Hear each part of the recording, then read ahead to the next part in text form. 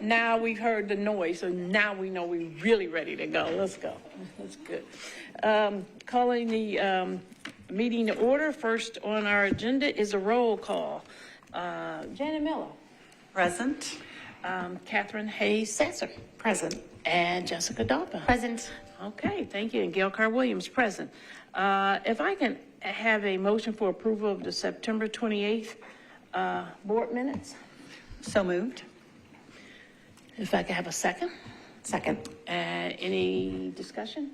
Hearing none, I'll call for the vote. All those in favor say aye. Aye. Aye. Aye. Motion carries. So I'm going to take chair's privilege and move the agenda around, and we're going to do our special, very special recognition of Walter Searcy before we take public comments. So, Mr. Searcy, welcome. It's great to have you here with us today. Yes. And it's having served with you for so many years has been my honor. I'm better for it, and I'm grateful to have been able to sit next to you all these years, right? Do so many things. So we got a lot of fun stuff to talk about, right? We're gonna do a little roast, and but really just a little roast, a little toast, but really just an opportunity to honor your service to MTA today. So I'm gonna start first with reading a resolution. And the resolution honoring the contributions of former MTA board member Walter T. Searcy III, our friend. Whereas Mr. Walter T. Searcy III was originally appointed to the board of directors of the Metropolitan Transit Authority of Nashville and Davidson County on October 20th, 2015 by Mayor Megan Berry, and filling the unexpired term of current Mayor Freddie O'Connell. History right there. And whereas Mr. Walter T. Searcy served with distinction until June 2023, having been reappointed to a full term by David Briley in 2018. And whereas during his service, Mr. Searcy provided outstanding guidance and inspiration to the members and staff of the authority. And whereas his leadership as chair of the Operations and Finance Committee led to significant improvements with respect to the authority's efforts, particularly as related to contracting opportunities for small, disadvantaged, and minority businesses, services for persons with disabilities, training and apprenticeship programs, and many others. And whereas, in addition to his board leadership, Mr. Searcy has been a regular rider of We Go Access and is a consistent and constant advocate for its riders and its drivers. And whereas he is universally respected throughout the greater Nashville community. Now, therefore, it be it resolved by the Board of Directors of the Metropolitan Transit Authority of Nashville and Davidson County, that's us, that Mr. Walter T. Searcy III be formally recognized and honored by the Board of Directors and the organization for his numerous contributions advocating for the improvement of public transportation. Be it further resolved that Mr. Walter Searcy III, in recognition of his outstanding service as a board member, enjoy free ride privileges for his lifetime.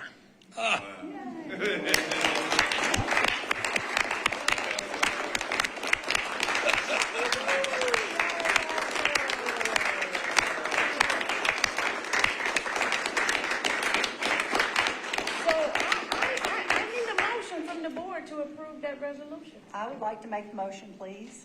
Second. And any discussion? We'll have some more discussion later, but hearing none, I'll call for the vote. All those in favor say aye. Aye.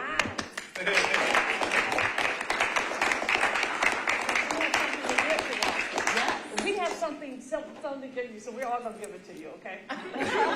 Okay. Gail's all excited about the resolve. You may give me the Bronx cheer. Steve's got, we all gonna walk over here. Come on, everybody, let's go give it to you. Let's go, come on, Mark.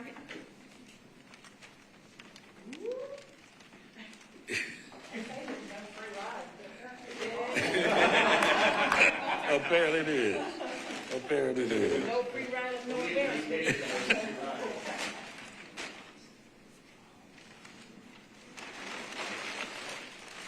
Wow. Your own Wow. bus stop. Wow.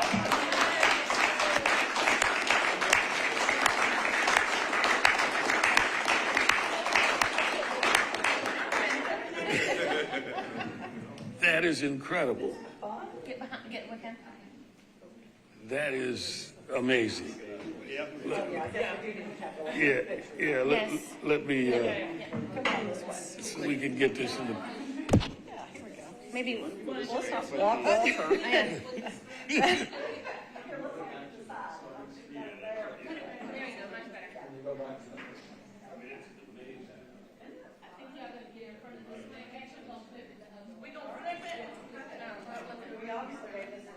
You need to show us how you spin around in your seat. where do you want me? In the middle right here. Then we're gonna like have you, you know, all that stuff. You're going to go viral on social media. Raise your chair. Okay, y'all come on. This is so cool.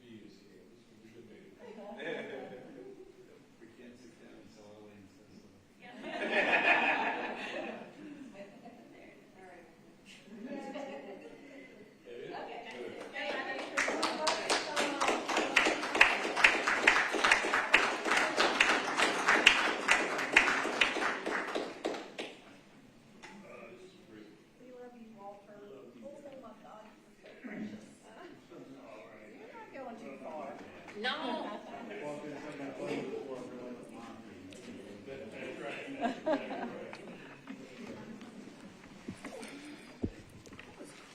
Bus stop sign. Awesome. I know. Pardon me. I don't know. Walter, you want to say something? Absolutely not. Okay. Well, that's a first. But Thank you, and God bless this mission that you guys have. oh, thank you. Thank you for making our mission stronger and more inclusive and more equitable. Steve, do you mind sharing just a little bit about the sign and how you came about with it? Well, one of the projects Walter and this board helped to spearhead was through the in-motion process deciding to try to simplify and demystify our system. And one of those simple little things like making our bus stop signs easier to read, more descriptive, turned into a larger project. So we had to create an actual specialized sign shop, and now we have a specialty, and we have what I would consider to be the bus stop sign expert in the world on our staff. So I want Denise Nicolosi to stand up because it was the product of her folks and her shop and her creativity. And it was actually born out of, I would like to take credit for the idea to have it made, but actually they produced one when Trey Walker left the organization. I said, well, that's pretty cool. Wouldn't that be a nice thing to do? Now, you know, Walter, it's up to you to talk your wife into displaying it prominently in your living room. I used to be on a sewer authority board, and I was given a beautiful framed photograph of the sewage treatment plant in Pennsylvania. And my wife let that sit in the closet for a good 5 years or so, but I always knew it was there. But. Actual sewer. I suggested we hang it in the bathroom, but she would not go along with it. So. Thank you, Walter. Anybody else? For Walter? Walter, I knew you before I came on the Transit Authority, and I've known you and Joyce for so many years, but just watching you on this board over the years has been extraordinary. And I don't think there are many people in this community that care more about it than you do. And my hunch is you're not going to stop caring, and we're thrilled about that. So we know you're not going far, but we sure do miss you and your wonderful hugs and warmth and wisdom on this board. So keep with us, man. Absolutely.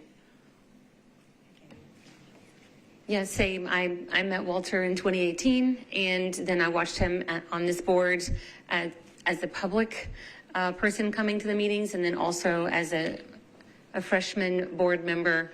I really got a chance to see how effective board members can be sitting in this seat. So I appreciate all you've done for MTA, and I think the resolution encapsulated it perfectly. Thank you. Margaret?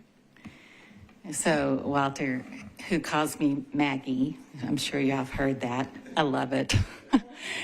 I've known Walter we've both been lawyers for a long time. And, but I agree, Jessica, that the resolution did such a good job of summarizing your contributions. But whenever we look at the procurement list, you think there's so many things that you institutionalized here in this agency. And I know whenever you go past the North Nashville Transit Center, you're just going to burst with pride, given all the things that you did and will do to make that happen. And, when we just spoke, you said you're not going anywhere. And, boy, that's the truth. You never not go anywhere. You always show up, Walter, despite what's going on with you in so many different areas. You always show up, and you always were here. And your contributions will just, stick around, because things that are just good ideas become the way we do things. And that's because of your contributions. So thank you, Walter.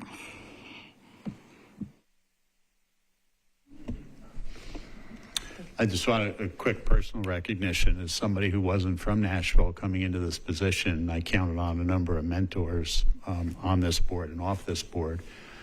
Folks like Louis Levine, certainly all the folks, Janet, Gail, everybody who's here today. And Walter is certainly in the top 1 to 3 of that list. And as I said, it's kind of like the mafia. You can't get out. So we will continue to do our monthly strategy meetings, for lack of a better word. And hope to expand that circle in the future. But thank you, Walter, for everything you've done. And you've been an inspiration to many of our staff people as well, both in the way you conduct yourself and the way you hold us to account.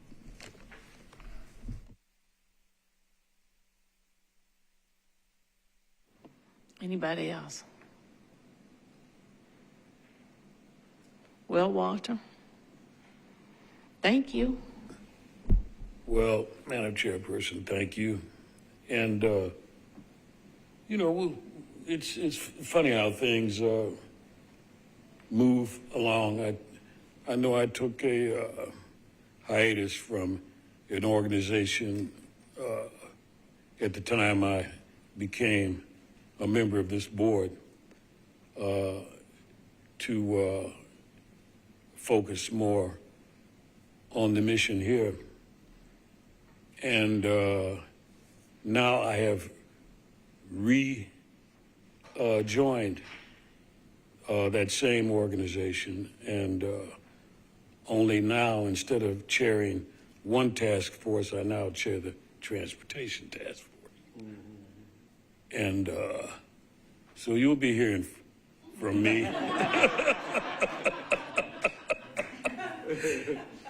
And the great thing, though, is that the alliances, I think, that will grow from that will allow Nashville to develop the kind of mass transportation service that it deserves and that we all hope emerges in shorter order than not. In the immortal words of that scholar, Bugs Bunny, that's all, folks.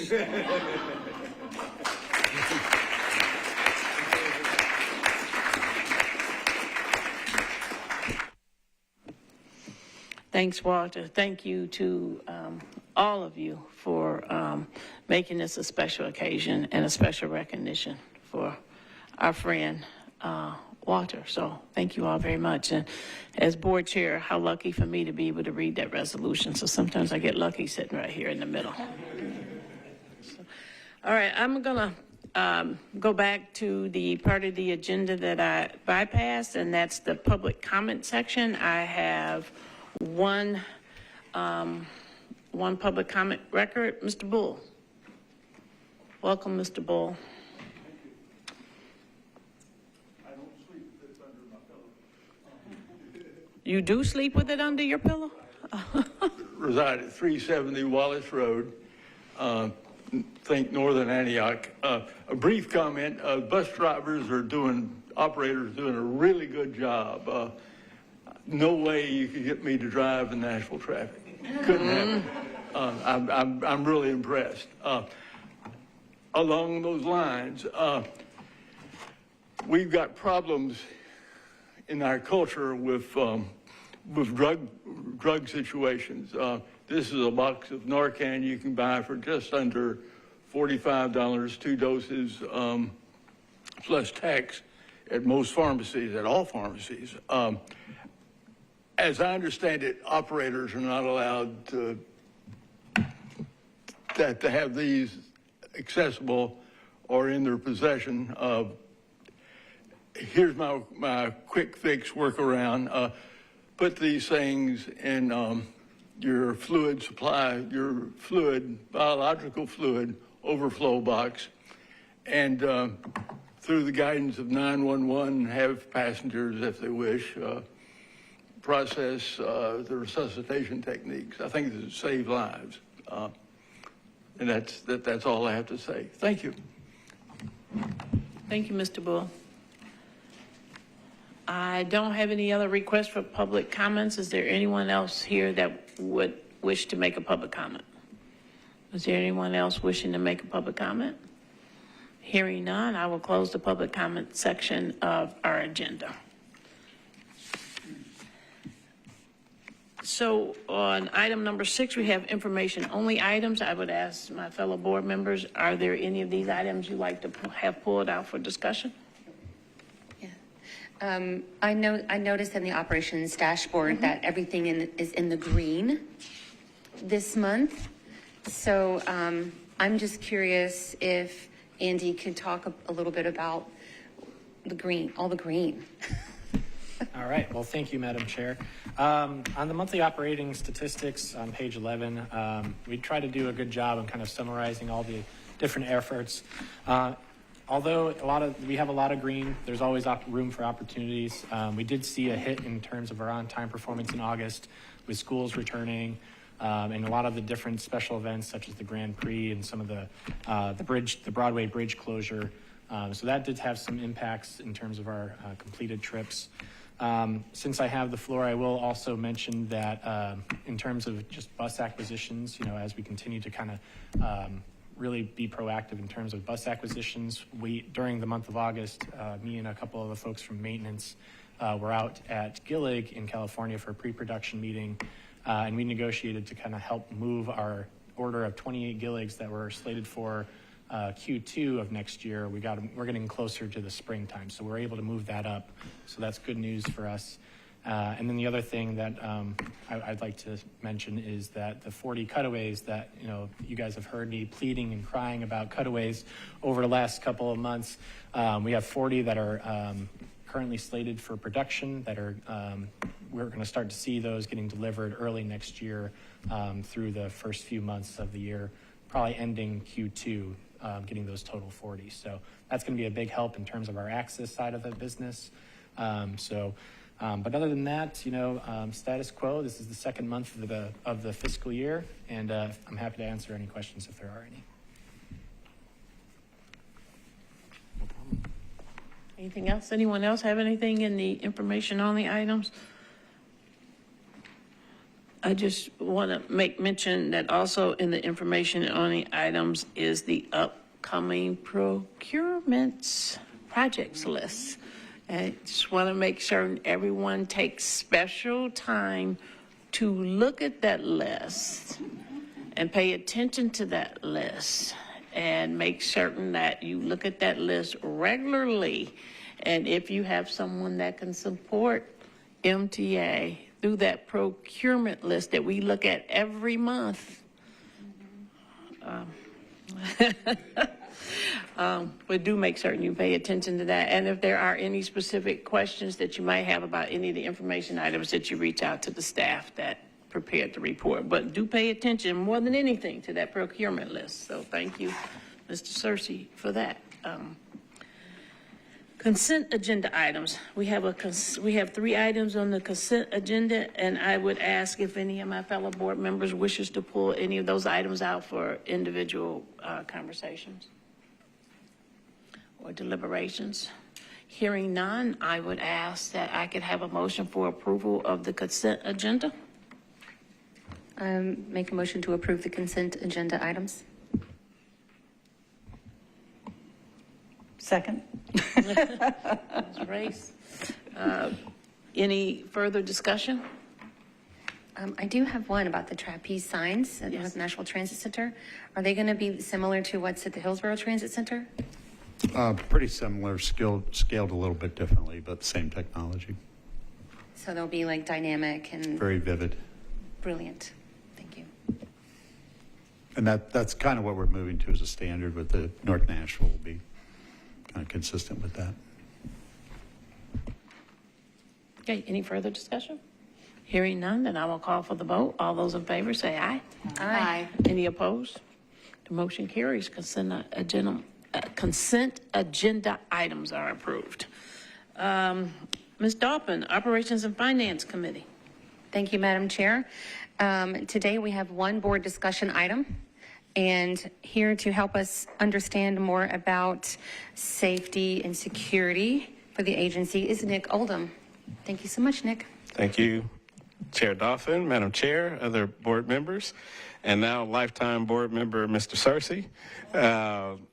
As Steve mentioned earlier, I absolutely was one of those that have been completely inspired by you, sir, and all of the efforts that you've given to this organization.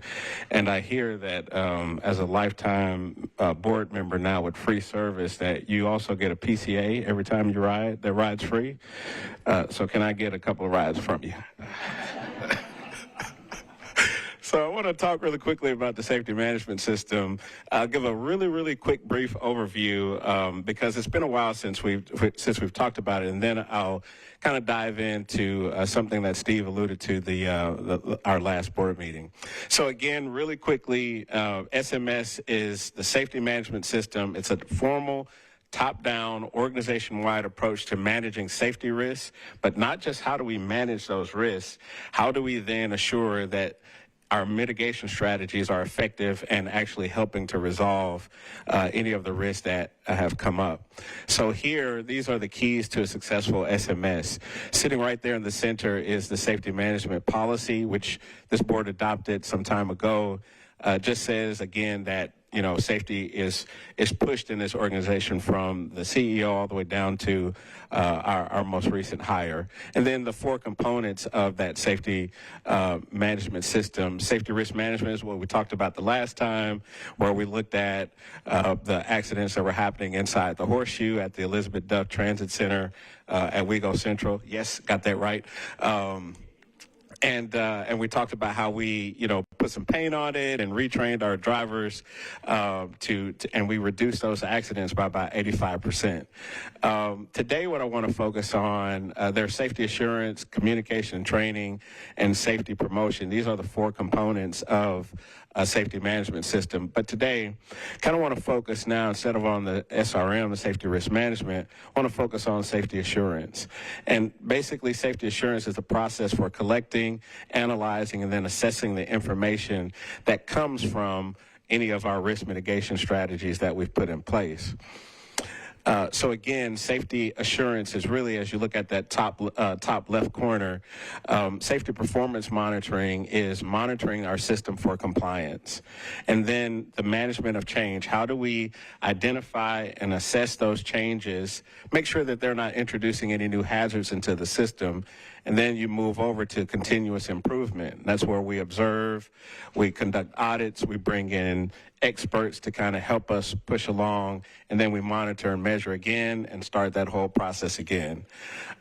So at one of the previous board meetings, Steve mentioned that we had our fiscal year 2023 FTA triennial review, and we had a finding in that review for our drug and alcohol program. And essentially, the finding was that we should make sure that we ensure that our contractor service agents have updated certification. So what that means is the folks that are contracted with us, we need to make sure that they have all of their contractors that they use for their drug and alcohol programs updated certification. So their medical review officer or the folks that collect the specimens from their employees.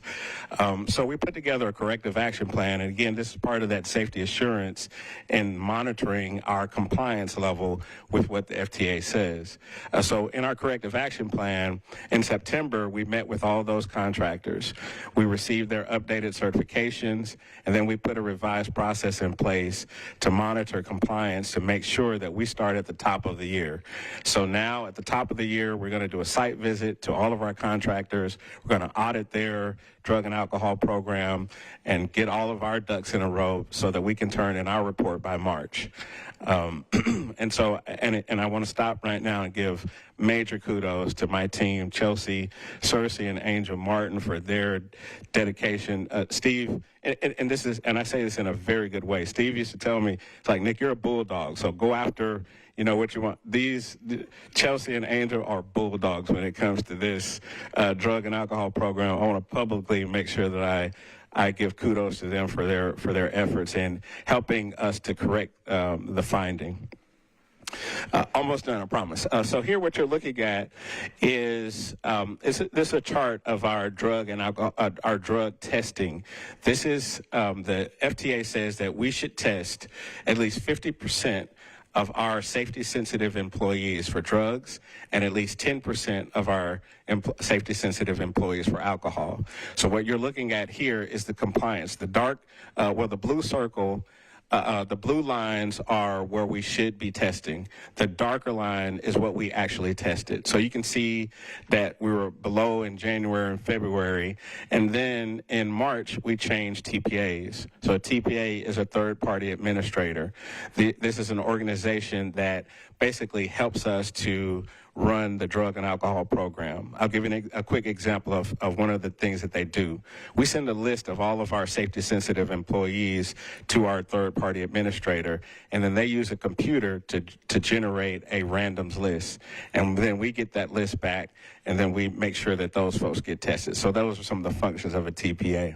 So you can see we're kind of below our compliance level. And then in April, we started getting back on track when we changed our TPAs.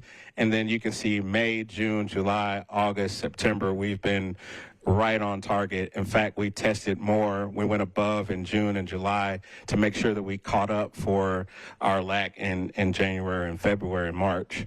And so we're averaging about 30 tests per month. So you can see that it kind of tails down at the end. We will meet compliance this year.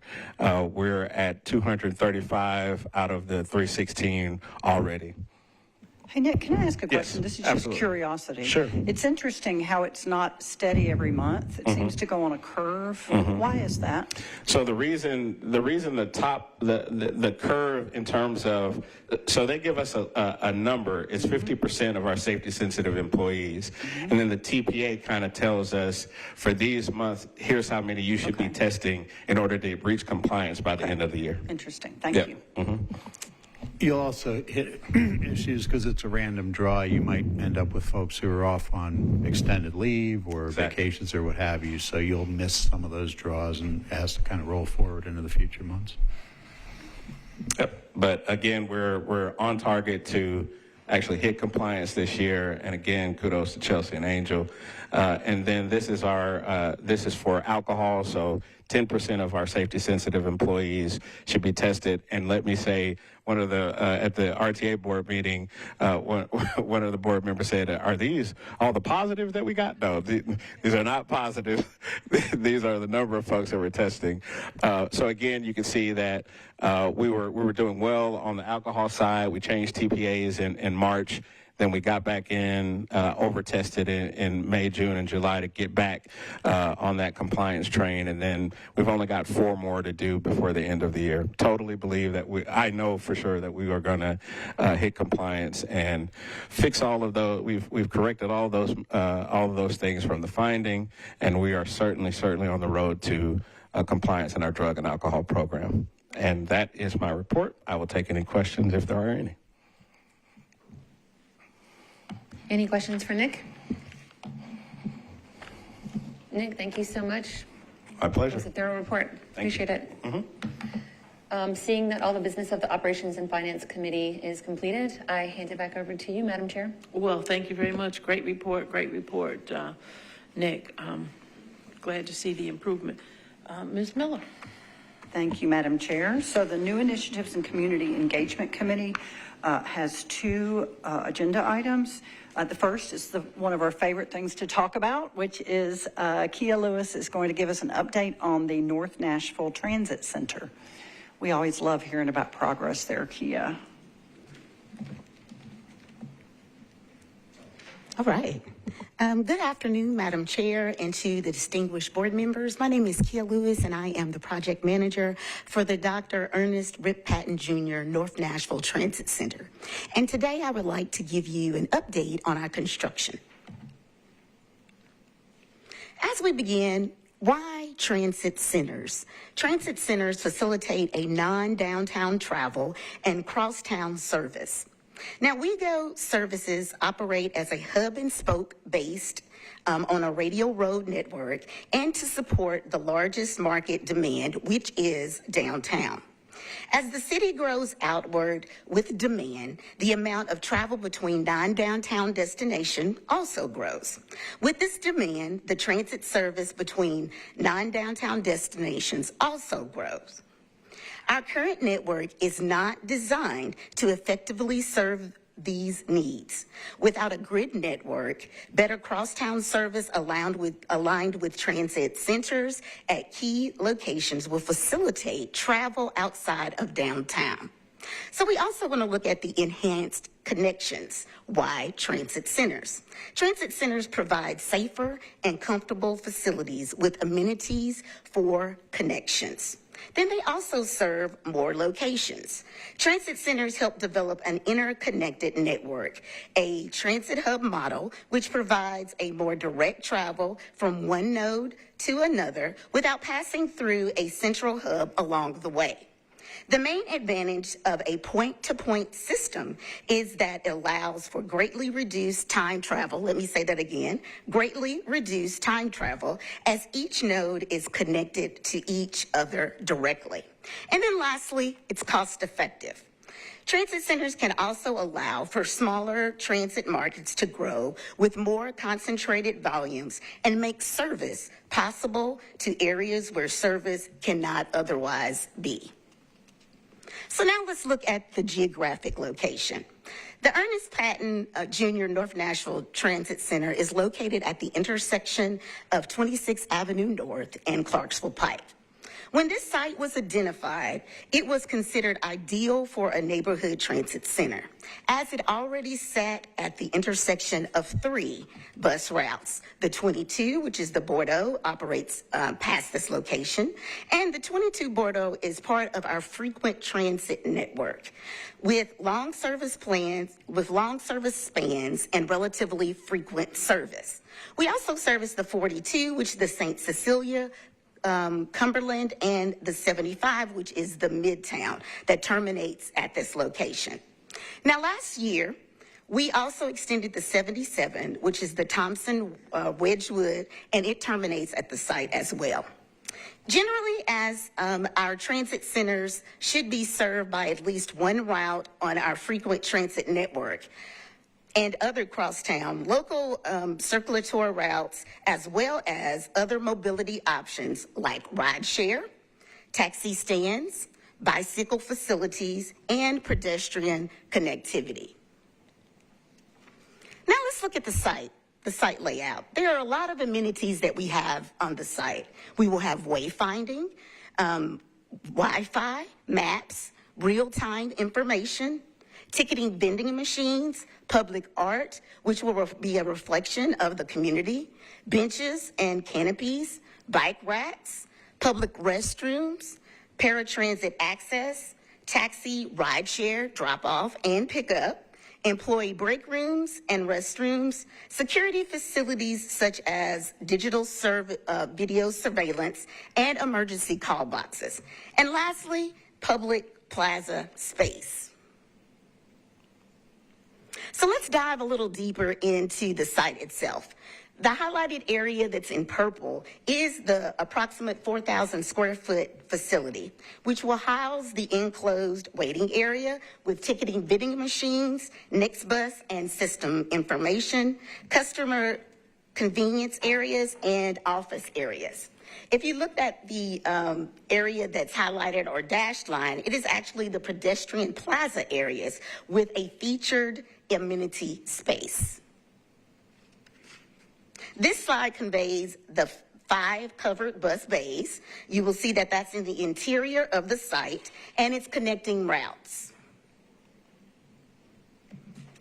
The next slide identifies our on-street boarding platforms. We will have 2 of them along Clarksville Pike for frequent service. The inbound is actually closer to the building itself, and then adjacent across the street is the outbound.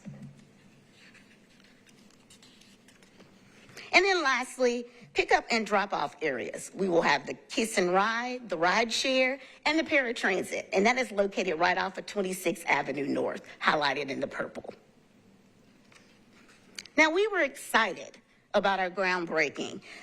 It took place on Thursday, November the 10th, 2022, where we had local community, political, and business leaders that gathered to celebrate this monumental event as they reflected on the legacy of Dr. Patton, a local freedom rider who devoted his life to advocating equity.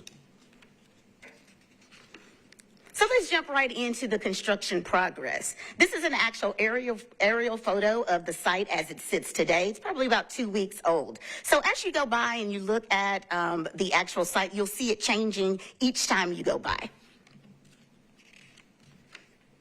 Now, in this construction progress photo, you'll see the building as the brick veneer is 100% complete. The blocking that is installed in the face of the roof area has been installed. And we also have subcontractors that are installing the metal roof and the flashing.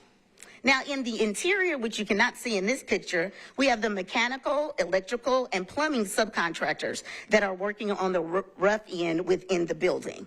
And then also the metal stud framing is approximately 95% complete.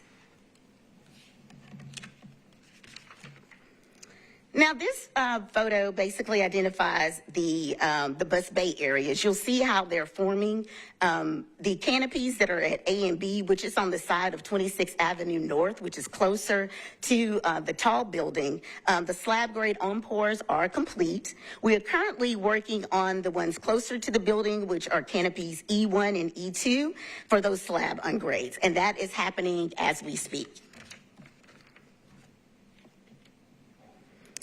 And this is a picture of the public plaza. We are currently forming the stairs, and then we are preparing to install the structural soil. Now, structural soil will be very important for our planters and as we go with our shrubbery and tree installation. Now, this has been very exciting as it relates to the arts installation, the community meetings that we've had. We've had actually 2 meetings. The first one was held on August the 29th, which was at Lee Chapel AME Church. We had approximately 45 attendees, and then it also included our new mayor, which is Mayor O'Connell, that was actually able to partake in that. And then this week on October the 24th, Tuesday, October the 24th, we had another meeting at the Bordeaux Public Library. This was an opportunity for the community to actually meet the artist. Our artists are Woke 3, who's doing the mural, and then we have Lee Xander Bryant, who is the videographer. It was a great opportunity to interact with them, and then it was also great to see Rip Patton's son, Mike Patton, at both of these meetings. So I think it's a great opportunity for the community to give feedback and then continue to develop. The preliminary designs were actually shared, and we will have subsequent meetings, at least 1 or 2 more meetings with the public in order to have them weigh in as well, and then as we finalize the designs. All right, let's look at the project schedule. A notice to proceed was issued to the contractor in November of 2022.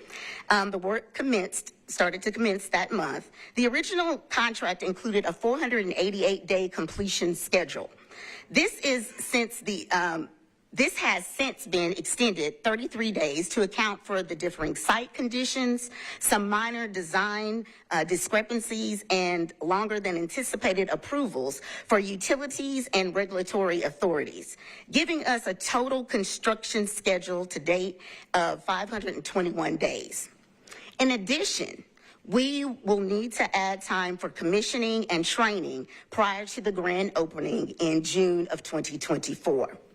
Now, this puts us at about 63% schedule complete, with 60% of the work completed. The contractor has been gaining ground over the past month, and we believe that we can make the gap up with continued collaboration and the compression of the commissioning schedule. Now, let's look at the budget and the schedule status. We are approximately 60% of the project and 63% of the schedule complete. We have expended only about 20% of our contingency allocated from the budget. Although we do anticipate a significant increase in work effort by our construction administrator, we will use more contingency funding. However, we continue to expect that the project will be completed on time and on budget. Those are the best words that any On board time could ever hear. and on budget. Yes. And on budget. On time, on budget. So now let's look at lessons learned. Now, the Dr. Ernest Rip Patton Jr. North Nashville Transit Center will be our second neighborhood transit center to open, and when it opens in spring of 2024. Our Hillsborough Center opened in March of 2022. With more transit centers in development, including Antioch and Donaldson, in active stages of development, we are accumulating a growing body of knowledge to deliver these projects in an efficient and timely manner. Some of these lessons have been learned, definitely the hard way, but I am confident that we will make future projects even better. So let's look at lessons learned. First, hiring adequate in-house expertise. Over-reliance on outside consultants creates significant variability from project to project. For projects of this magnitude, we will hire outside legal, real estate, architectural, engineering, construction management, and construction firms to handle detailed project design and delivery. But we also need to make sure that we have adequate in-house staffing to oversee the work of these firms and to assure consistency from project to project. Number two, when we're looking at engaging construction administration support, continued support of DBEs and small and minority businesses, and then assuring that documentation and regulatory requirements are met. In delivering this project, this board was very clear that we should maximize opportunities for small, disadvantaged, and minority businesses in project delivery. For this project, we're proud that our disadvantaged business content will exceed 40%. And we are grateful for the procurement department for their aggressive outreach to these communities, which procured each phase and assured the maximum participation. However, as we expand these opportunities, we need to provide adequate support to these firms and our staff through adequate planning of construction and administration services. On this project, we were fortunate to bring in the services of Vivid One team, who have been essential in both keeping the project on track and supporting us with project documentation. As many of our contractors lack in-house capacity for these types of administrative support services, we will need to account for this in the future and in future projects. On this project, we underestimated the level of support we would require from this team. And I anticipate bringing forth a recommendation next month to increase our contract value with Vivid One to enable us a smooth project completion. Lastly, develop transit center design standards, minimizing design conflicts and deficiencies, work towards standardization of repetitive components and owner-supplied equipment and furnishings, and standardize commissioning and training processes. While we want to make sure that each of our future transit centers are unique and reflect the character of the neighborhood and the communities in which they are located, we also want to maintain some consistencies for purposes of our operating practices, as well as minimizing the potential for design conflicts through the development of documented design standards for our transit centers. So I thank you for your time, and I would entertain any questions. Great, outstanding presentation. Thank you so much, Kia. And to me, there is nothing more exciting than those aerial photos of it coming up out of the ground. I mean, we all stood out there with our shovels faking the breaking of ground a year ago. And to me, it's so exciting. And for anybody who hasn't been involved, just having the Patton family involved and so excited about it, it's just all inspiring. Yeah, so. They have been very excited and really enthused about the process. Yeah. So it has been great for them to be a part of everything that we're doing out there. So thank you. It's great. Thank you. Any questions, comments? I had just one, well, maybe more than one question. The in-house expertise that you've realized that could help with future projects, what's the background or skill set of that person, or have you gotten there yet? No, we haven't gotten there yet. I think we're going through the process of evaluating it. I think that a lot of the things lessons learned as we go through the process of doing that, we realize that we need that expertise and that we need that expertise in-house. Currently, there's 2 project managers right now. It's myself and Lydia. And when you think about that, there definitely needs to be some additions associated with that. This project is quite time consuming, with the other work that I actually have. I mean, I don't want to say it that way, but yes, it's a great opportunity, and I think it's an opportunity for us to look at that and do an assessment of where we need to be.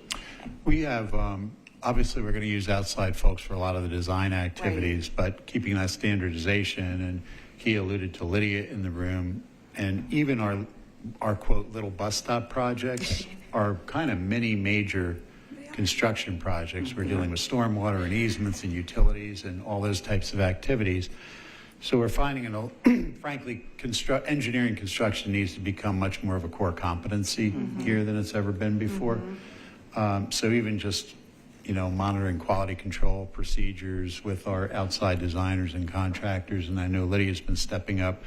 So Kia's background, I think your background's planning, correct? It is strategic planning, believe it or not. Yes. Lydia is a professional engineer, so kind of having that mix of engineering expertise and project management expertise to standardize project to project. So by the time we come back to you with Antioch Transit Center, Donaldson Transit Center, Skyline Transit Center, Madison Transit Center, we have a lot more predictability in outcomes and results. And get to spend more time on the fun stuff like design and community engagement, maybe less time on stuff like, who's going out and checking whether prevailing wage is being enforced? So I think it's a lead, and I think Kia is setting me up for next year's budget ask, but I'm not 100%. Yeah. 100% certain. Well, I think it's great, and I love the standardization. I think there's, I don't think you've had a crisis, but my theme in my own work is never let a crisis go to waste. Like, let's learn as much as we can. And I think the standardization is a great idea as you sort of look forward to the next project. And I agree with the in-house expertise. I think that saves you a lot short-term and long-term. And just having that history, I think, probably is going to be a big benefit to the future. And excellent, amazing work. And probably going to save us money, right? When you outsource everything, it can be very expensive. So, any other comments, Jessica or Gail? Go ahead. Yeah, I just want to say thank you for all your work on this project. I think it's a masterclass in community engagement and community work and making infrastructure work in the community and for the community that it's serving. And it's just amazing to watch it come to life. I got goosebumps when I saw the aerial photos. So kudos to you. And We're such nerds. We get excited about like, construction of. But we know that it's going to serve a community so well. And you mentioned those 4 existing routes that are already using or going by that space, and the community is just going to benefit even more from that. And I also echo everything Catherine just said about standardization of your process, and hiring someone that in-house expertise is going to just be a boon to the WeGo, but also to the communities we serve and all the projects that we're building. And I think that I would love to somehow try and illustrate and highlight how well WeGo has been managing this project, and that it's looking to be on time and on budget. I want the whole city to know that WeGo can do this. Thank you. Well, I thought it was a great report and amazing, and thank you for letting me be engaged with you in the engagement process a lot. But I also wanted to applaud you and your staff for stopping and pausing to look at what's working and what's not working, because I think as we embark on the other projects, to be able to have that information now versus later will serve us extremely well. Particularly we're doing this so well that the excitement about it and the expectation just continues to rise for us. So I just really applaud you pausing to do that exercise. Most people won't, when they usually wait till the project's over. And so taking that pause in the middle, I just really wanted to applaud you for doing that. Agreed. Thank you. Steve, did you have something?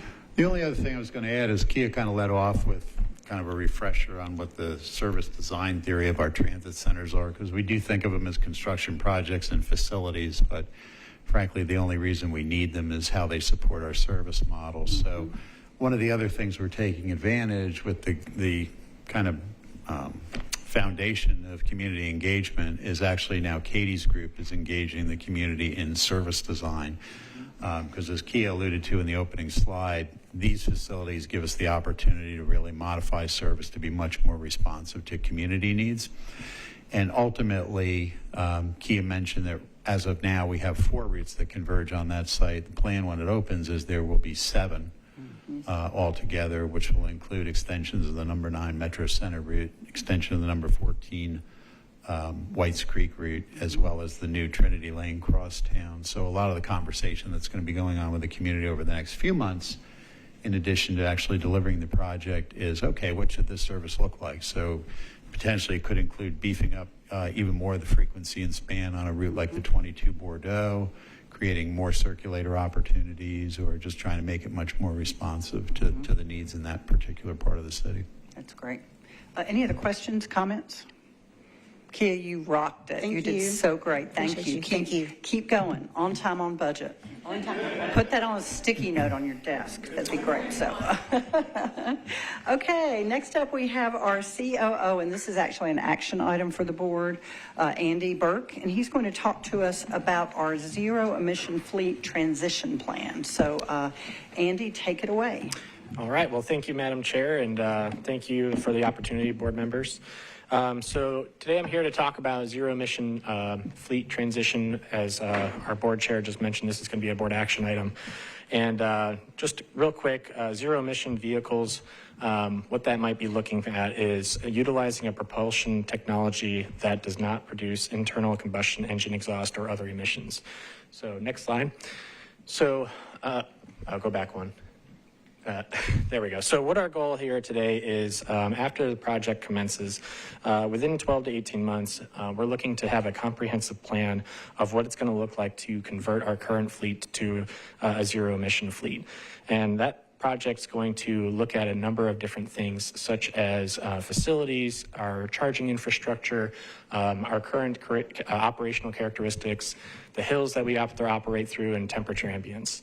Many agencies in the country are moving in this direction, and while we're not necessarily new to this space, there's still a lot of uncertainty and lessons to be learned and to be navigated.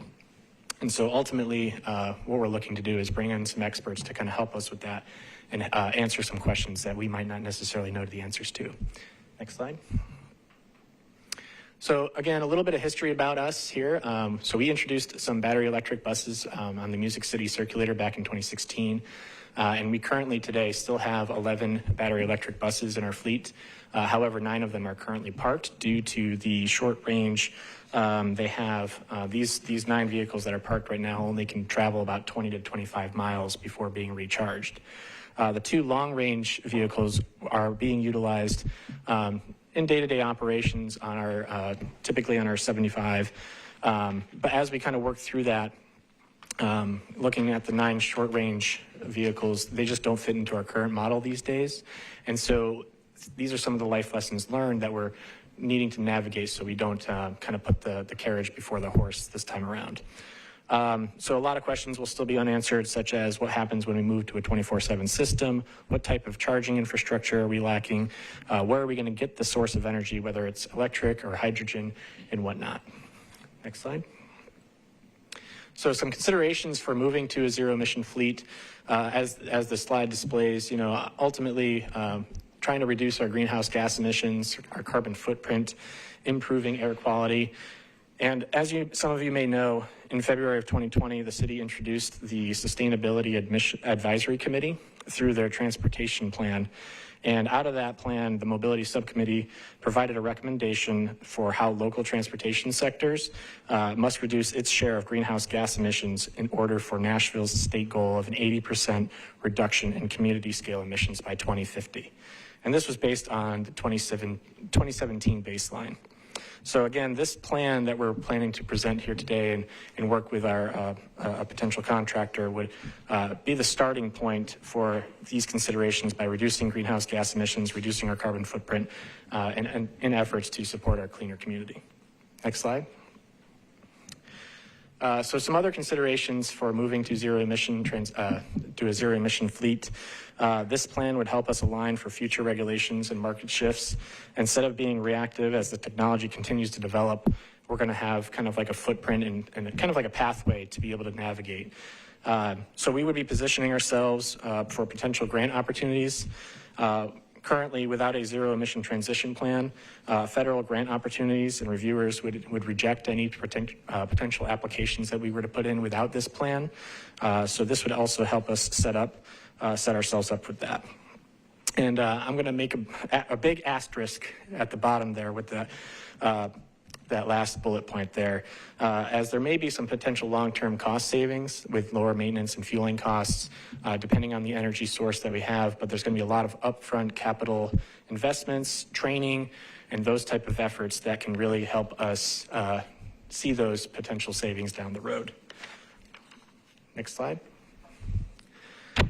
Some challenges that we need to navigate in terms of zero emission vehicles is currently the technology is still changing year to year. What type of energy and location, like what kind of energy sources are we going to be utilizing? We'll have to be partnering with NES, TVA, and since we're in a landlocked state, if we were to move into a hydrogen fuel cell based system, where would we locate those potential energy sources from?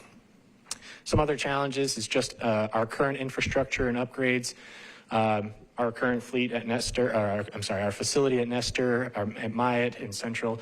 The nice thing about all the wonderful things that Kia and Lydia and a lot of our project management team in terms of these transit centers is kind of helping spread the wealth a little bit. But again, with all those different efforts, we're going to have to be really cautious about how we're going to build in charging stations and that type of thing. The other thing is training requirements. Not only is there going to be an upfront in terms of the technology that we don't know yet, but the ongoing training requirements. And part of this initiative with this plan is to come up with a maintenance training facility concept so we can continue expanding out our maintenance apprenticeship program and continue further professional development with our mechanics. And next slide, please. Actually, go back one. I'm sorry. So one other thing too is in consideration with all of this, this plan doesn't necessarily say, yes, we're going to be going to a zero emission fleet. This is a comprehensive review of what is it going to take for this fleet to either go to 100% zero emission, a partial transition of either battery electric or hydrogen fuel cell, or a mixture of all the different components.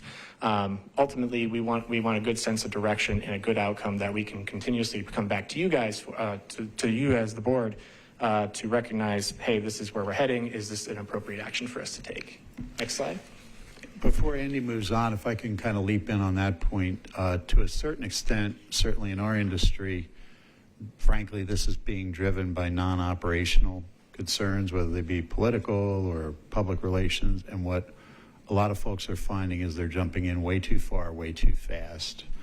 In fact, actually, while our group was evaluating these proposals, I got a call from a peer in a very large and well-recognized transit city that I shall not name, who asked about our scope. And could we share it with them, because they had ordered 40 electric buses and realized they had to cancel the order because their facilities would not support them.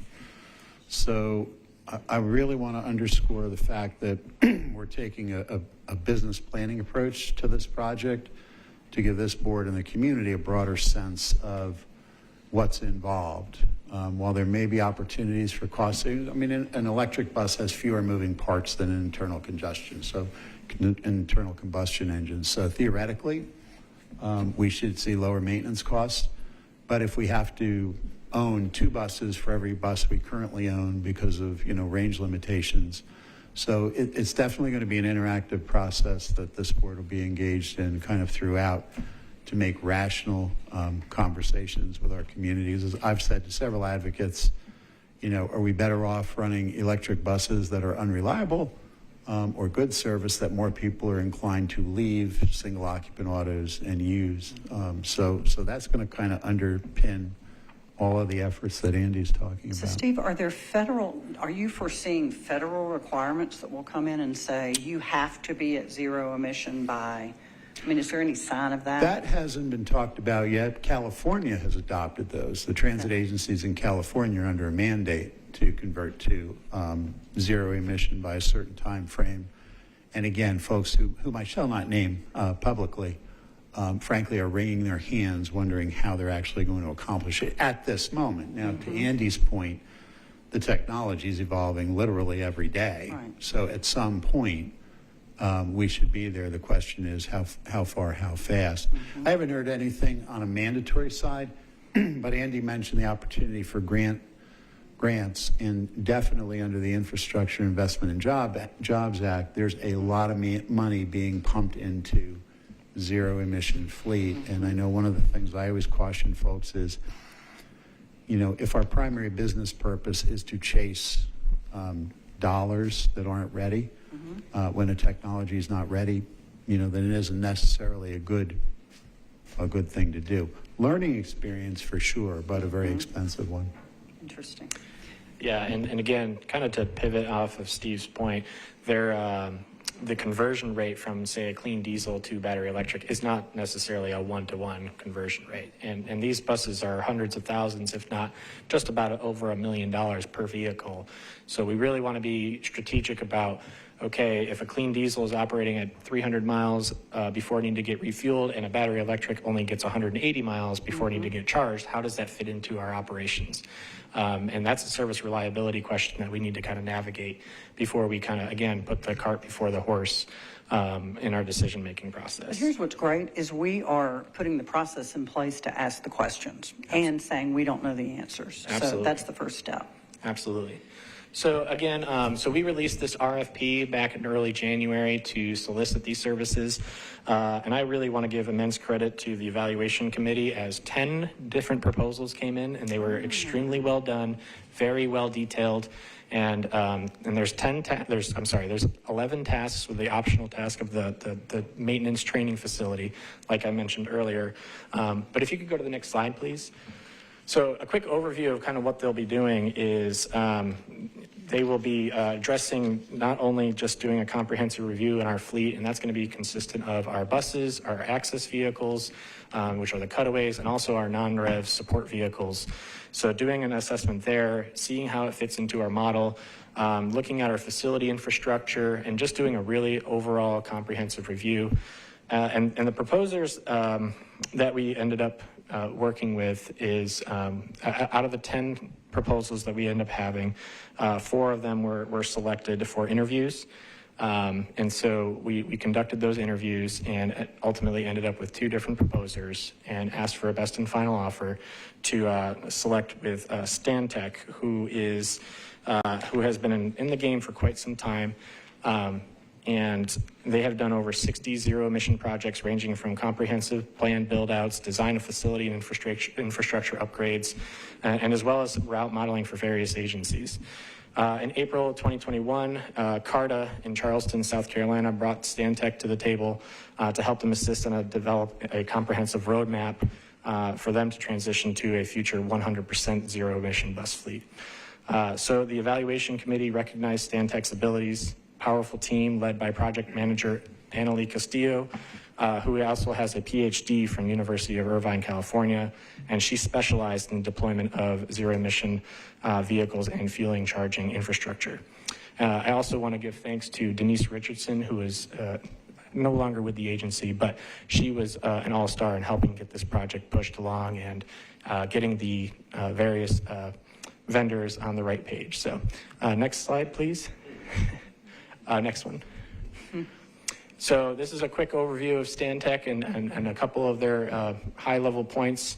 And in conclusion, I'm here today to request approval of the board to enter into a contract with Stantec for service to develop a zero-emission transition plan for WeGo in the amount of $334,702 with a contingency of amount of $66,940. Total budget, $401,643.36. So the project term is expected to run about 18 months, and we'll start to see the final delivery milestone of a transition plan at about 12 months. During that time, we'll be updating the board here on the various stages of the tasks and ensuring that we're taking the right steps. And Mr. Searcy, I know one of the major questions I regularly hear is what type of DBE participation. There will be 31% DBE participation with this. Your legacy lives on, Walter. No, it's like the ghost of Walter is always going to be with us here, yes. But at the end of the day, Spirit. thank you very much for the opportunity, and I'm happy to answer any questions if there are any. Okay, great. Thank you so much. Fantastic presentation, Andy. Questions, comments? Catherine? You mentioned Stantec had worked with Charleston, and then I think the materials reference Santa Barbara and Orange County. How far away are those communities from the Stantec planning to kind of the execution of it? if you know? So Stantec in the last 5 years has been involved in over 60 projects, and that ranges from Ann Arbor Transit, Santa Barbara, and all different types of, they have, they'll be comparing battery electric to hydrogen fuel cell or clean diesel, or looking at facilities. They've done a number of projects in terms of kind of what we're looking for, which is that full comprehensive review of, hey, we're still at ground zero in terms of our zero emission transition plan. Yes, we have some battery electric buses in place, but we need to kind of understand how to move forward so we're not in the headlines of buying extra buses and having to return them because we didn't have the right infrastructure and the right plan in place. Catherine, I would add, I mentioned California sort of being on the leading/bleeding edge. One of the things we've benefited from is that these plans are now become, I won't call them standard, every system's a little bit different, but the approach is pretty consistent, that you're looking at service profiles and range and facilities and sourcing and working closely with local utilities. I mean, one of the issues, excuse me, or questions or concerns we always have is fuel source continuity. We've never had an issue where we couldn't get diesel fuel or gasoline, and we all might remember around last Christmas where, maybe getting electric might be a challenge. And Andy alluded to some of the issues associated with hydrogen. So a lot of this is becoming kind of standard. I mentioned the agency who shall not be named that called us for our scope. I said, sure, we're happy to send it because we stole it from Minneapolis, and they did a real nice job. So there's a certain amount of our profile is going to be different, our facilities are different, our topography is different, our climate is different, our fleet's different, but the actual approach, we're starting to see some standardization in the industry that's somewhat comforting. Interesting. And I think this is just a point of curiosity, and you may have answered the question, Steve, but do we know that the zero emission vehicles require less maintenance? I mean, less fuel seems logical to me. I'm intrigued by less maintenance. Do we know that, or that's just? It right now, based on some of the colleagues that I've talked to, it can, and it really comes down to like the pieces don't break as fast. Whereas, but again, the technology is advancing so fast that that's why I have that big asterisk next to that, is because I think the training element is going to be where a lot of our costs are. It's not necessarily the replacing the parts, the labor it takes to do that, but it's more of just keeping up to speed on these technologies. Got it. Kind of inherently, and I'm going to preface this by saying I couldn't change the oil in my car if somebody forced me to. But inherently, hydrogen is a little bit more of an unknown to us, but we have experience with battery electric, and there are just fewer moving parts, in an electric motor than there are in an internal combustion engine. And when we look back at things like our annual fleet performance audit, the powertrain defects tend to be one of the dominant causes of the defect on the bus. So it's kind of irrational, I'm kind of an analytic thinker to say, okay, if there's fewer things that can break in the component of the bus that breaks the most, that should lead us to think that we'd have higher reliability. We have actually seen in those fleet performance audits lower average defects per bus on our long-range electrics. I wouldn't read too much into it because they are also on probably the lightest duty cycle, in the system. So they're not running on Murfreesboro Pike or West End or Gallatin Pike. They're running on our little crosstown routes, pretty short distances. But that's part of what we want to hire someone like Stantec to look at is, okay, realistically, if you take the world of experience literally around the world and apply it to our situation, what does that project out to look like? And will they actually recommend like your blend of your fleet? So saying, okay, I mean, who knows where the technology will be in 18 months, but they would say, based on, because you've got so many levers, you've got the cost, you've got the accommodation, they would come with a recommendation and say. I'll be honest, if their recommendation is, yep, you guys should do completely full electric by blah, blah, blah, I'll be like, well, but again, putting all of our eggs into one basket is a big concern of mine. And so I want to make sure that all of our vested partners here and stakeholders, yourselves, are involved in that decision-making process. So that way we don't fall into, an agency who will not be named in terms Or of. we've got 10 buses that only go 20 miles, right? Exactly. Not good. Exactly. Jessica, and then Gail. Yeah, thanks. So first, we don't know what we don't know. So I applaud you all for trying to take this more slow and steady. Let's find out the path forward, or the best path forward for where we are today, from where we are to where we want to go. I want to say that over about 40 to 50% of total greenhouse gases are emitted from the transportation sector. Over 50% of that are emitted from your regular single occupancy vehicle, car and truck. Okay? So what would really help us in terms of improving our greenhouse gas and air quality would be if we could get more people in Nashville to ride the bus today. Love that. Okay? So right now we are about 80 to 82% of people that drive their own vehicle alone in a car every day, and maybe 2 to 3% take the bus. If we could see that number improve over the next 18 months that we have while this study is going on, we might see improved air quality just off the bat, right? Absolutely. So that's my advocacy comment for the day. And how are we going to do that, Jessica? I think we have a new mayoral administration who's going to work very hard to figure that out, right? But I do have a serious question related to the actual study here. And I've been at 2 events this week. One was the Nashville Chamber annual celebration breakfast on Wednesday. And their main conversation after giving transit its due, their main conversation was AI. And then again today, I was at a Nashville Health breakfast, and they were talking about AI in the healthcare industry also. And so I'm wondering, and it didn't come up in your slide, but is there a way to add in the potential for AI and those capabilities, because they are happening exponentially fast in that world? And then also the potential for automation. So would those be included?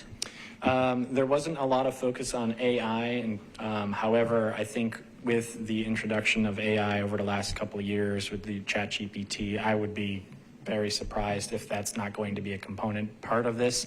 They do have proprietary, software and systems to kind of help kind of do the data dump and do the analytics. So I think there's probably some AI elements in that to kind of help with that.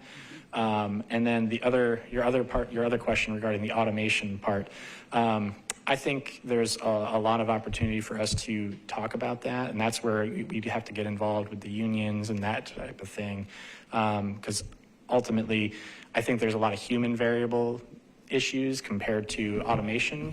When there's computers versus humans, it's very easy for a computer to say, okay, we need to reprogram that, but reprogram humans and computers on the. I don't mean for driving buses. I just mean the machine learning component. I see. Right. So that's what I mean by AI. I don't mean ChatGPT, like ask it to write a press release, Gotcha, whatever. I gotcha. I'm just saying, like there are applications for higher capacity machine learning that may apply here. I'm sure folks will look at as it's applicable. Wasn't part of our scope, wasn't part of their proposal. Yeah. It's kind of a, let's look at our fleet, let's look at our operation and see if this makes sense. Now, there's other areas we're working on, particularly in partnership with some of the university communities, where AI could play a more prominent role. But to the extent it comes up in this, I think it'll just be part of however artificial intelligence kind of bubbles up throughout whatever. And a big part of this is really kind of balancing, and frankly, that's where the board really becomes central, is if the direction of this community were, and this board were, we don't care what the issues, that's what California's done, just do it. The job of this study is to say, okay, we will do it, and here's what it will cost, and here's what the implications are for your service. And frankly, that's what California is finding. It's not, so if it's, we want you to go zero emission to reduce the budget, no, it doesn't work that way. And it's just going to be like any other choice we as a board make, right? It's just a balancing question. So, Gail, did you have a comment? I just have one question. I think I know the answer to this, but this study will also look at our ability to convert what we currently have in our inventory. Yes, yeah, there's an element in the scope is, there may be recommendations that, hey, you can take some of your existing fleet and do a conversion, whether that's to, natural gas or some type of hybrid or something along those lines. Or even increasing the amount of time we can use our electric buses that are only have 20 hours. So that is part of this. That's going to be part of it, yes. I just want to make sure that was a part of the study. They call it range anxiety. I have an electric vehicle, and you're always anxious when you get down. You're like looking for the next charger. It's a real thing. Any other questions or comments? Great job. Okay. Well, if there are no other questions or comments, it sounds to me like Stan Tech is the right group for this, and thank you for the detailed assessment. So with no other comments, then the new initiatives, the NICE committee will make a recommendation or a motion. We'll make a motion to the board that we approve the staff recommendation to engage, to provide Steve with the authority to enter into the contract with Stan Tech at the rate and the terms that you laid out. So we'll hand it back to you, Madam Chair, for the vote. Well, thank you, Ms. Miller, and I appreciate the motion. I would request a second. Second. There's a motion and a second. Is there any further discussion? Hearing no further discussion, then I will call for the vote. All those in favor say aye. Aye. Any opposed? It carries. Thank you very much. Zero emissions. Thank you so much, Andy. Man, y'all, we're getting stuff done, aren't we? This is great. This is great. So Rocking and rolling. that concludes the New Initiatives and Community Engagement Committee, and I will hand it back to our chairperson. Well, thank you, Ms. Miller. Really good reports today. Mr. Bland. Thank you, Madam Chair, members of the board. Just a few things to report. As we've kind of been talking about for months, our fall service changes went into effect as planned on October 1st. And so far, things are tracking pretty well, and it's been pretty uneventful. We also completed the quick ticket conversion and eliminated the use of magnetics on October 1st. And people have always accused me of being a pessimist, and I say that means I'm often pleasantly surprised and seldom disappointed. And actually, that process has been much smoother than I expected in that transition. We've seen the percentage of fare transactions after seeing slow growth of the quick ticket system over the last 2 years to just under about 50% of all transactions. Literally within the last month, we've seen quick ticket going to just under 80%, and cash transactions are now down to less than 20%. So a couple things still to work on. First of all, I want to give kudos certainly to Dan Freudberg and Brian Williams and their folks who are operating the quick ticket system, but really the unsung heroes. I see Zita in the back of the room, her entire staff. I can't think of anybody in Zita's group. I remember walking past our sales center at Central on October 1st and like, where did all these people in line come from? So from the folks down at the sales center, we're seeing a bit of an uptick in our average call duration as folks have more questions as they're converting. But as we expect over time, that will continue to convert.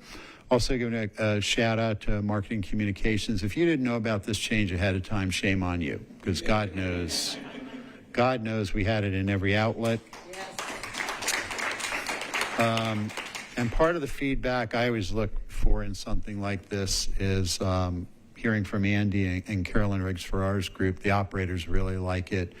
Anecdotally, we haven't been able to track data on this yet, but we're seeing fewer fare disputes, quicker transaction times. And if you can get your bus operators to sell the program to customers, then that becomes much easier. We have, in terms of looking at the real granular data, we are doing more outreach, particularly in Southeast Nashville and some of the non-English speaking communities where the penetration rate's been slower. So we're particularly reaching out in the Kurdish and Somali and some of those communities to try to really, press that. And as a result, we're extending the discounts we've offered on the quick ticket program through the end of the calendar year to sort of hopefully accelerate that penetration. So fingers crossed. And in terms of the service changes, they've gone over very well. Some of the quick impacts the increased frequency on the Route 8, 8th Avenue South. We've seen pretty close to instant ridership increases off that. And seeing good usage of the late night. We extended service an additional hour on the frequent network to have a last lineup at 1:15 in the morning. Initially, we're seeing about 30, 40 people a night using it, but we're seeing slow and steady increase in that, particularly, as will come as no surprise to anyone who spends time in Nashville. Friday and Saturday nights, in particular, is a hot period. Thanks to the actions of this board last month, we did offer free rides all day on September 30th, the day of Mayor O'Connell's inauguration, and got great participation and probably even greater social media visibility from a bunch of people posting their free bus rides to Courthouse Square for the inauguration festivities. So I want to thank the board for taking that action. I think it will hopefully bear long-term benefits for us doing that. Kia alluded to the session we had the other night at the Bordeaux Public Library with the artists associated with the North Nashville Transit Center. Man, I am about the least art-savvy person you are ever going to meet. But I got to tell you, I was pretty excited to see what they've got in mind. And Did they have some dogs playing poker for you? No, I just did verify, though, Walter, that the chessboards will be in place when the center opens. But I have a pretty good feeling that when I see the art, I won't understand it. I'll just like it.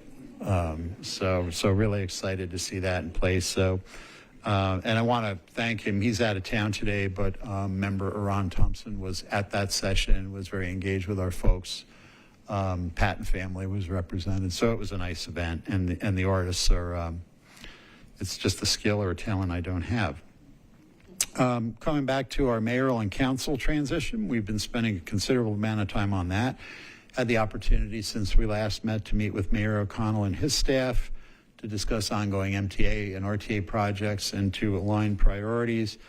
As will come as no surprise to members of this board, we're in a really good alignment with his direction. So he remains committed to ongoing projects we have, initiatives like our Better Bus Service expansion, Antioch Transit Center, the Murfreesboro Pike Corridor Project, East Bank Transit Hub, certainly the North Nashville Neighborhood Transit Center, and the pending Sobro Hub. I think I can summarize his take as he just wants to see all that happen a lot faster. So that was sort of the direction. Also, I want to acknowledge Gail's participation in the Mayor's Transportation Transition Committee. I had the opportunity to meet with that group. It's chaired by Dr. Jahanger, who everybody in this community knows, and quite a few folks we know that I won't start naming names, but several former MTA board members on the group. So we had a chance to have a good dialogue on that, and I know they'll be formulating their recommendations in the coming weeks to the mayor. A couple of other things. I was delighted to participate in a panel discussion at Trevecca Nazarene University this past month about the changing nature of the Murfreesboro Pike Corridor. You know, Trevecca Nazarene is kind of a foundational institution along that corridor, and along with WEGO's roles in those changes. New council member Terry Vo, who represents that district, was also present. Held my breath a little bit when she said it, but she said it in a very positive manner. She is a regular rider of the 18 bus when she goes to the airport and is delighted with the service. I told her we'll work on making the airport service even better as we go into the future. We had the opportunity in that session to talk about some of the upcoming projects in the corridor, like the Antioch Transit Center and the overall Murfreesboro Pike Corridor project. A number of our staff, including myself, were privileged to attend this past month the annual conference and expo of the American Public Transportation Association, our national trade association. And in addition to offering the tremendous learning opportunities, the expo displays about every gadget that a transit geek could want to know. Jessica, I know you've been to that session in the past, and literally you will wear out your shoes walking that shop floor, for better or worse. In addition to the normal stuff you get at that event, really honored to spend a lot of time with former Nashville Congressman Bob Clement and his family, who were in town. Congressman Clement was recognized by the association with their Distinguished Service Award for his years of advocacy and effort in Congress, particularly on behalf of passenger rail, but certainly on behalf of public transit in general. Also honored, in addition to spending time with his family, Mayor O'Connell came down for that specific recognition. And while he was down there, we roped him into participating in a panel with other mayors on the role of public transportation in their cities and communities. And all I will tell you about his comments there, you can probably look them up somewhere. I had about a half a dozen of my peers come up to me afterwards and asked if we could arrange a trade of mayors.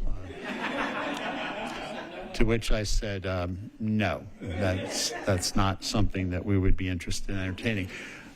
I was a little concerned that he joined me on the show floor afterward, and he was taking probably more pictures of stuff than Denise was.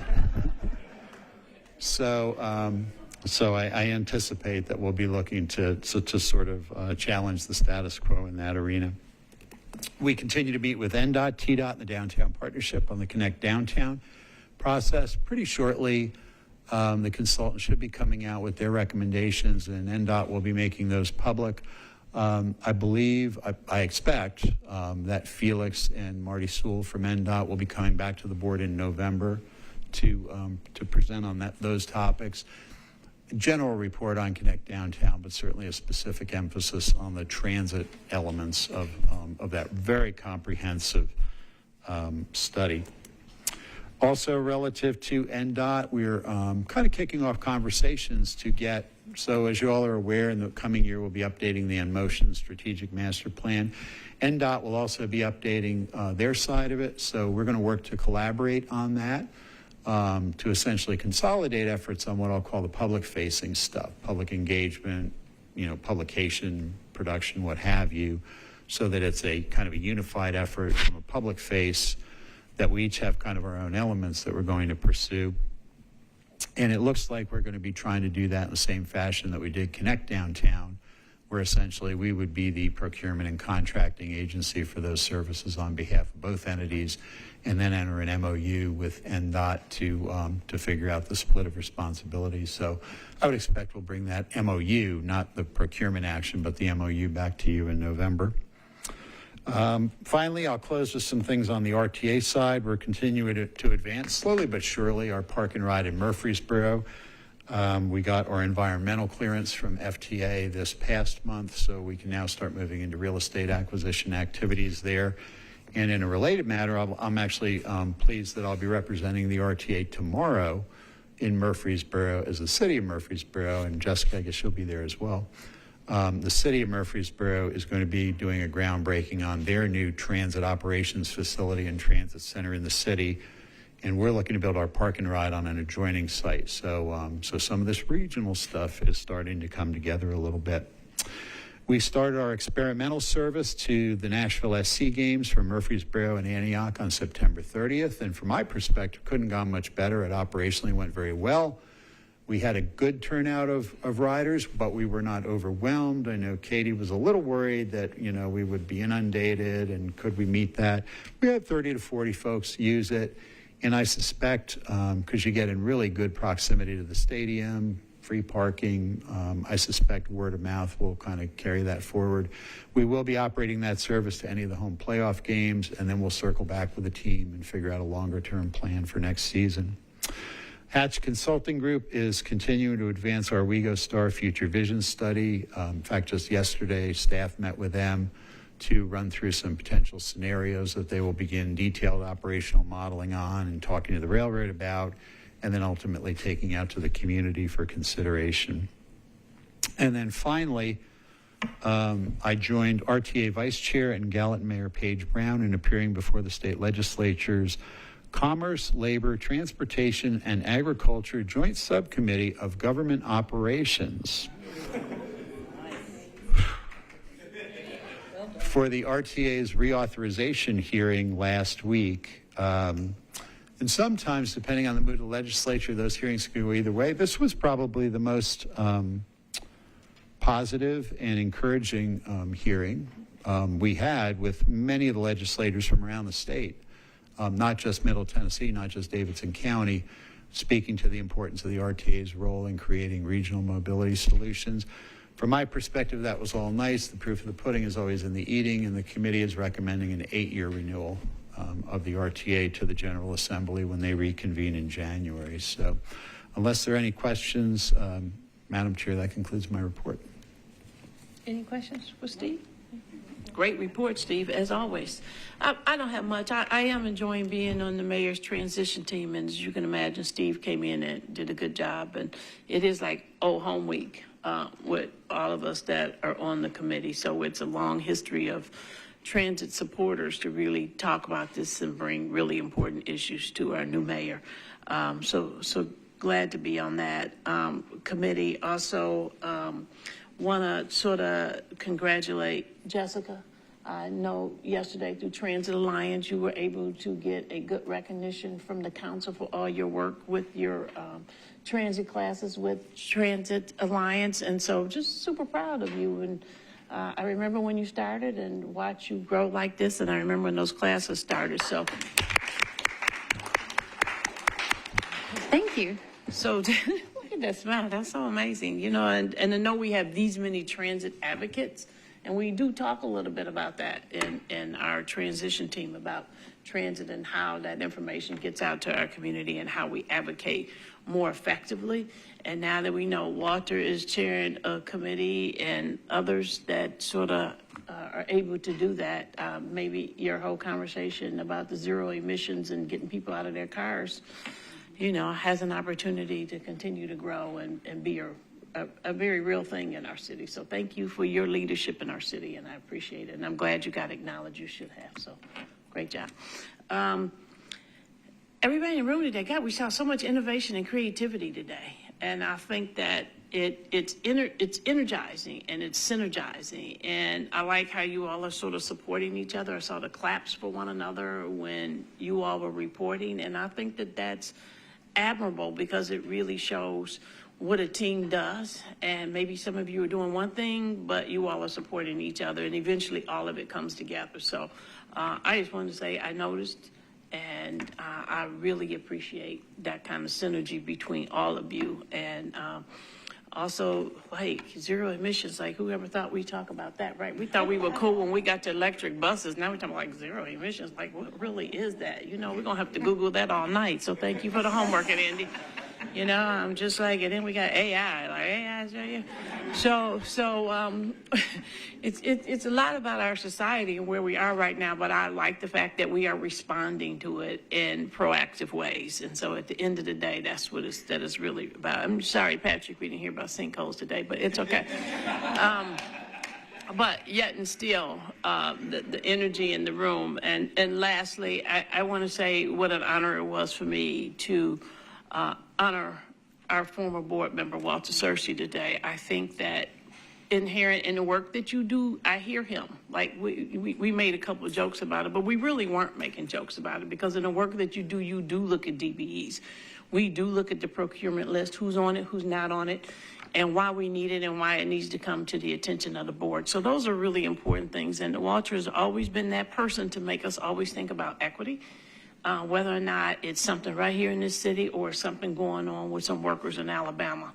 And I think that we all need to hold those lessons true to ourselves, and we need to walk in that light when we do the work that we do, whether or not it's here in this room, some other room, and us as board members. I know I will take that with me as I think about all the things that I do. So Walter, I thank you, and I'm grateful that I got to sit in this space to read that resolution to you, and I mean that quite honestly.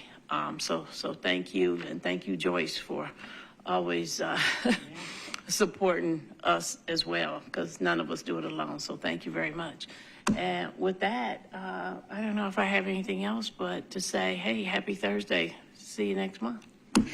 Oh, one thing I do want to say, well, I want to, you know, we're going to celebrate the naming of the Elizabeth Duff Music City Central Center next week.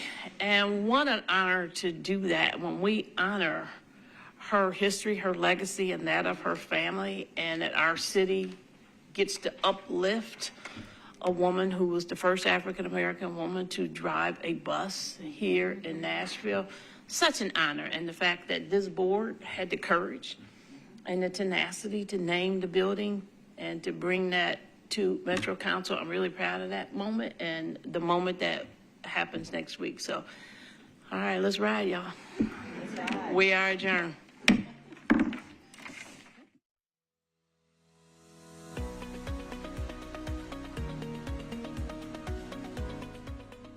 This has been a service of the Metro Nashville Network. If you would like to see this presentation again, or for more information on this and other programs, visit nashville.gov.